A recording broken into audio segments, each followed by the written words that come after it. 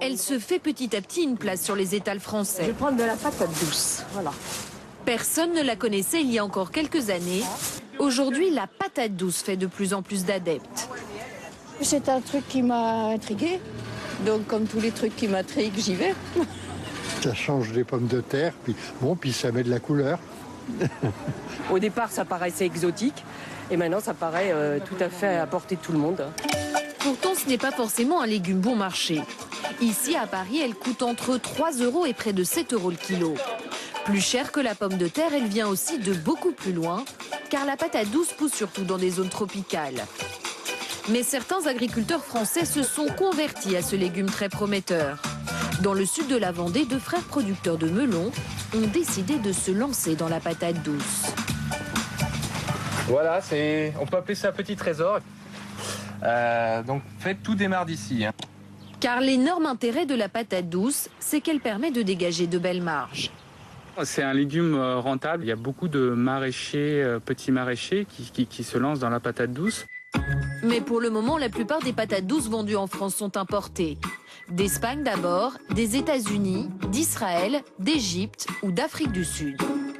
En 15 ans, les importations ont plus que triplé. 100 000 tonnes en 1999, 17 000 tonnes l'an dernier, car les professionnels l'ont adopté. Dans ce restaurant de burgers, elle fait désormais de l'ombre à la frite de pommes de terre. J'aime bien tout ce qui est un peu sucré, donc j'aime bien, ouais. Ici, la patate douce représentait 10% des ventes il y a 3 ans, 25% aujourd'hui.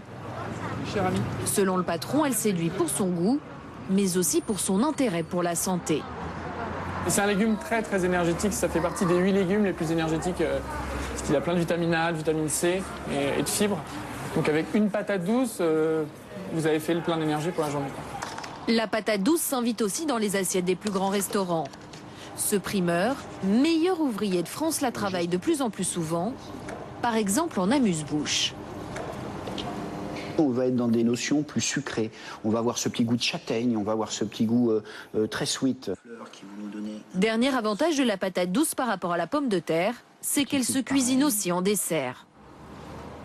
À la maison, vous avez tous du sirop d'érable ou du miel. Vous prenez les patates douces, vous les coupez en petites lamelles, en petits cubes, en petits dés. Amusez-vous à faire quelque chose. Là, j'ai fait des formes géométriques un peu différentes et je les ai cuisinées dans un sirop. Vous voyez, alors là, j'ai pris du sirop d'érable. Sucrée, salée, la patate douce n'a pas fini de nous surprendre et de s'inviter à la table des Français.